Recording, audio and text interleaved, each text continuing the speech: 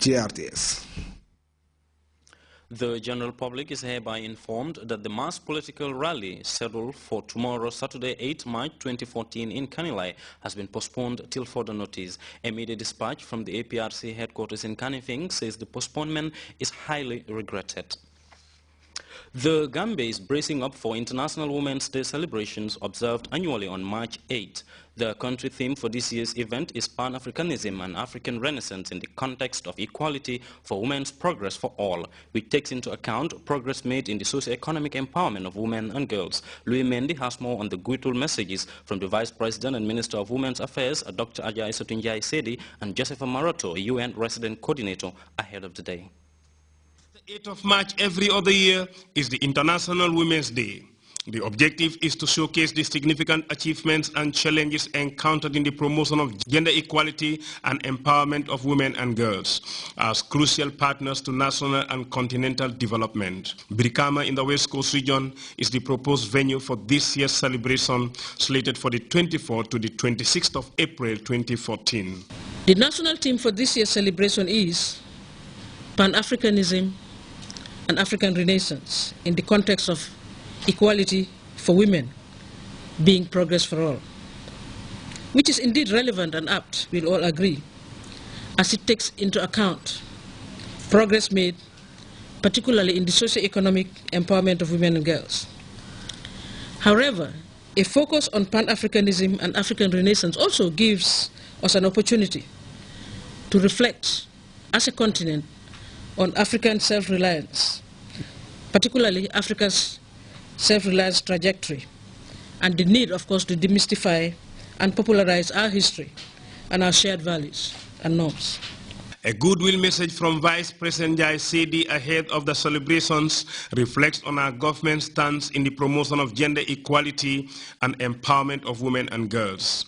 Aside from the country's Women Act 2010 and many other national documents enacted to promote the welfare of women and girls, the Gambia is also a signatory to several international instruments and protocols on the rights of women.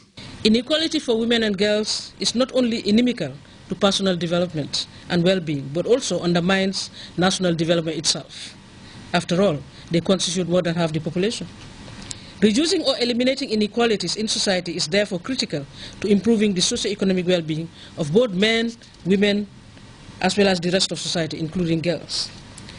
Gender inequalities can be manifested, of course, in equal access to social services, wage employment, educational opportunities, the exercise of one's basic human rights, control over productive resources, as well as institutional support services, and freedom to make informed choices and decisions. The continent is marking more than half a century of independence and self-rule. Vice President Jai Sedi said, Africa has enjoyed liberation, unity, and unprecedented economic rights, good governance, peace, and stability. That spirit of Pan-Africanism, according to the Vice President, should be nurtured, for its strength in the promotion of welfare was enormous. Today, as we debate Pan-Africanism and the African Renaissance, 50 years on, after the OAU was formed, we have to ask some tough and soul-searching questions about our dream for Africa for the next 50 years, towards 2063, and the Pan-Africanist norms and values that continue to inspire us as a continent. The establishment of the Pan-African Women's Organization, or PAWO, in 1962, indeed we'll all agree, has played a significant role in building African unity and solidarity among women during a crucial period, particularly in our continent, in the struggle for political emancipation. In that regard, the Vice President went on, the role of African male and female, particularly those in business and professionalism, must be strengthened so that they could contribute to the Pan-African vision. To the UN country rep, nations should equally work for women's rights, empowerment, and gender equity as they strive to eliminate poverty. This International Women's Day, we are highlighting the importance of achieving equality for women and girls, not simply because it is a matter of fairness and fundamental human rights, but because progress in so many other areas depends on it. Countries with more gender equality have better economic growth. Companies with more women leaders perform better. Peace agreements that include women are more durable. Parliaments with more women enact more legislation on key social issues such as health, education, anti-discrimination, and child support. The evidence is clear. Equality for women means progress for all. As the Gambia braces up for this day, the catchphrase is equality for women means progress for all. Louis Mendy, GRTS. Meanwhile, the Vice President and Minister of Women's Affairs has said that gender equality and women's empowerment are fundamental to the global mission of the world and for nations to achieve equal rights and progress for all. Her Excellency Ajah Dr. Isatou Njie Seydi was speaking in an interview with the state broadcaster on the occasion of International Women's Day, which is observed on 8 March every year. Our Fatmata Simaha picks up the rest of that story. The world to celebrate International Women's Day 8 March. The theme for this year's commemoration is Pan-Africanism and African Renaissance in context of equality for women, progress for all. The day is meant to highlight the achievements and challenges in the promotion of gender equality and the empowerment of women and girls at national and global levels.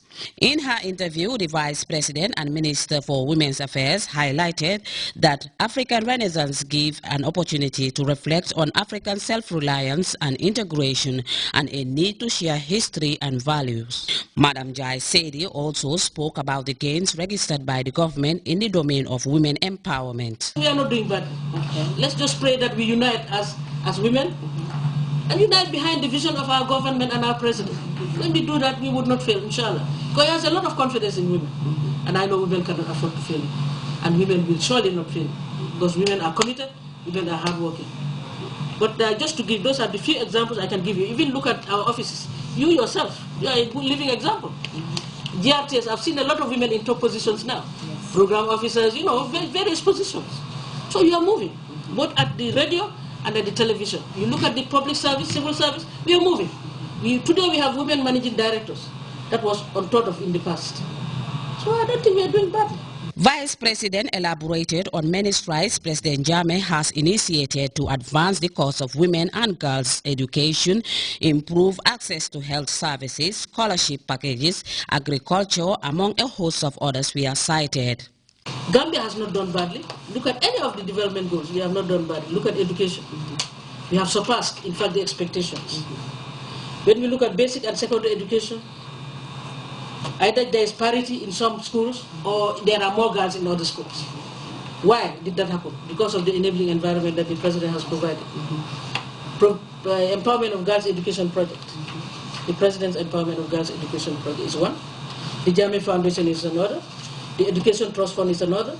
The president, in fact, also supports girls out of his pocket to go abroad, either Taiwan, you remember, some of them have been trained in Taiwan, others have been trained in Venezuela, others have been trained in Europe, in America, everywhere, even in Africa here, in Ghana and elsewhere. He's done that to promote gender equality in education. And today we are beginning to see the results, inshallah. To the extent that the boys are suffering, and this time he's saying, now I'll address the boys as well. The country's number 2 called on Africa to unite in order to be a job center for foreign job seekers to work in Africa. This, she said, is already going on in Angola and other countries are setting the way. Advising Gambian women, I would like to see, perhaps eventually, women to be big farmers. Because remember, the holdings of women are limited. It's either 4 hectares or 5 hectares. We want to see big farmers, commercial farmers. Women who are commercial farmers. Inshallah, it can happen. The Federation is doing something. I'm sure one day we'll have women in commercial farming. Because a farmer should not be poor. It's only in Africa that farmers are poor. The day's celebration gives an opportunity for women to unite and mobilize for a meaningful development. Fatoumata Simaha, GRTS. Well, the report by Fatoumata Simaha takes us to our first break. Thinking of a property partner? Think Universal Properties. Universal Properties is the leading real estate developing agent in the Gambia. Universal Properties prides itself with experience in the property business. Our properties are well located in areas such as Brufut, Sukuta, Lamin Kerawan and Tanji, close to the Camel Safari and opposite the river. The properties have all access to